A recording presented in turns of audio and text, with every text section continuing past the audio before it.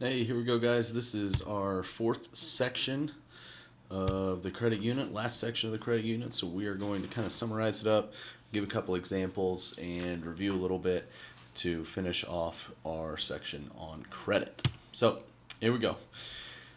What we've been talking about throughout the budgeting unit that we started with, the investing unit that we did second, and then now the credit unit. All three of these are linked together. Okay, we are using these three units to get to where we want to financially. So our financial goals, this is the third step in putting those financial goals into place so that we are able to start our own business, or we are able to stay out of debt, or we are able to invest and grow and build wealth the way that we'd like to, so we can do some really cool things and be free of owing other people money, basically, possibly even being free of our job, free to give money to others in need, so on and so forth. So all these units are linked together, and we're working towards financial security.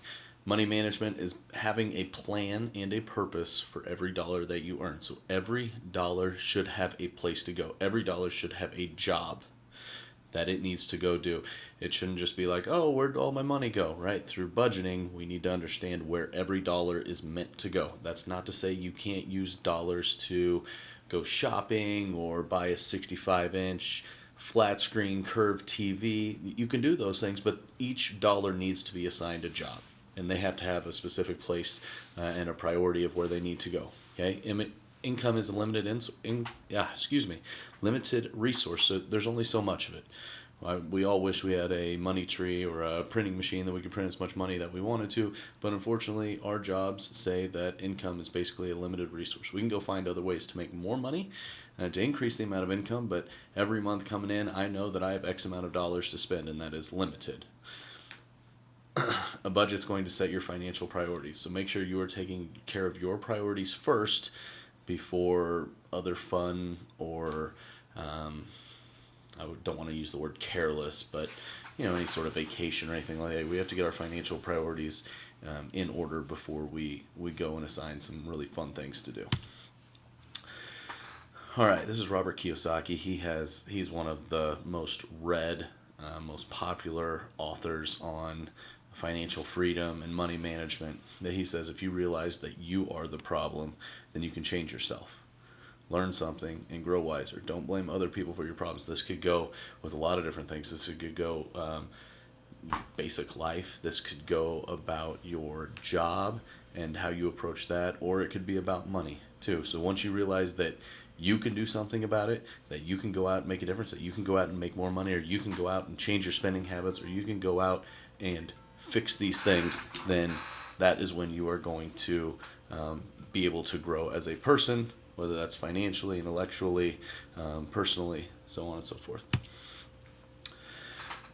You have to track your income. You have to know how much money you're making. You have to know your expenses, how much money you're spending, how much money you are planning on saving, and how much money you are investing. You should have a set amounts of money every single month or every single year that you set aside for savings and investing, right? And once you do that, then you'll just be saving and you'll be investing, and you won't even notice that you're doing it. You won't miss the money. As long as you build it into your budget, you won't miss it because you have a spot for that. You have a job for that money to go to. Over half of your average household expenses goes to housing, 35%, and transportation, 20%. That's over half your money, right?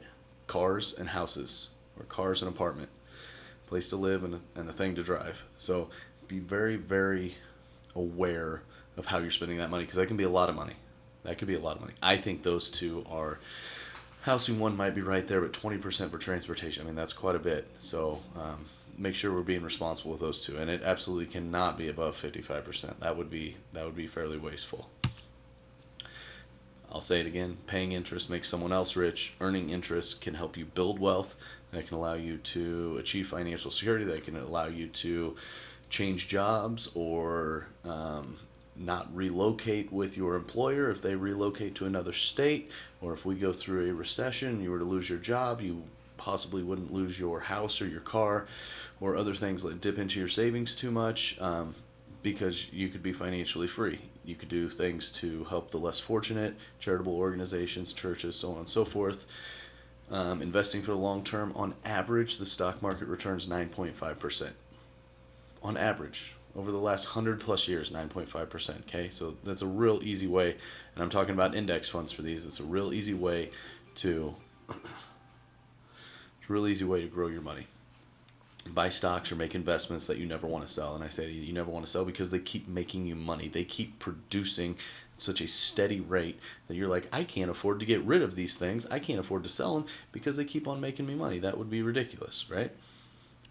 Those are the best investments. 3 factors that affect the interest that you're going to pay. Number 1 is time. We talked about in our mortgage assignment, 15-year versus 30-year, and we saw we paid almost or more than double the amount of the cost of our house over a 30-year mortgage versus a 15-year mortgage. The amount that you borrow has a major factor on how much money that you are going to pay in interest, and then the rate. When we looked at that credit card minimum payment assignment or the shopping spree assignment, spending spree I believe I called it, that rate at 18 or 18.9%, I mean, that's super significant. That is a lot of interest, and you're going to be paying a lot of interest when your rate is that high.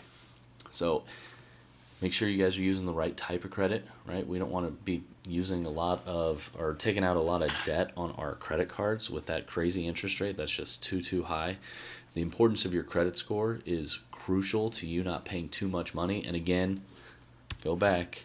Paying interest is making somebody else rich. So if we're paying a really high interest rate, our credit score is not going to be very good. We want a really good credit score, so we have to pay very, very, very little interest, and that's going to save us a ton of money. So staying out of debt, being in debt is giving someone else money that you haven't even earned yet, because you owe those people money. That's money that your future income is already promised to somebody else. That's kind of sad to think about, right? So try to stay out of debt as much as possible. Only borrow money, hopefully on some sort of asset that is going to produce more income for you or dividends for you or something like that. We really don't want to be taking out debt that is just something that we're consuming. Cosigner, just please, I just recommend not doing it, right? The only reason that you'd ever want to be a cosigner is if you're planning on making those payments. Here's an example of a credit score. That would be an excellent credit score, 826. You see at the bottom, the score range is 300 to 850. So this would be almost perfect credit score. This is pretty darn close. This is about one of the highest ones that I've seen. I think I've seen a 837 maybe one time before. But that's pretty stinking high. That's great. Things that this basically on this 826, you're like, oh, if it's so perfect, Mr. Concilio, why isn't it 850? Here's why. So these are factors that affect that exact credit score. Ratio of balance on revolving debt is too high, so that could be, they might put thousands of dollars on their credit card, so that's revolving debt, and that shows possible vulnerability. If they were to lose their job, they might not be able to make their credit card payments. Length of time that accounts have been established could always be longer. Length of time revolving accounts have been established, same type of thing. And time since most recent account opening is too short. So maybe these people just opened a new line of credit. Maybe they just opened a new credit card and they don't have a lot of history with those two accounts, and that would be things that would ding the credit, but not too much, right? Not too much, because they're only 24 points away from an 850, which I've never seen before. But those would be the things those type of things that would affect a very good credit score. That's supposed to be funny. Looking over the numbers for the cost of living, it looks like we're gonna have to let somebody go. Talking about letting go some part of their family. I know it's not that funny. I think it's funny. And that's it. That's section 4. We'll see you guys in class on Wednesday. All right. See you guys.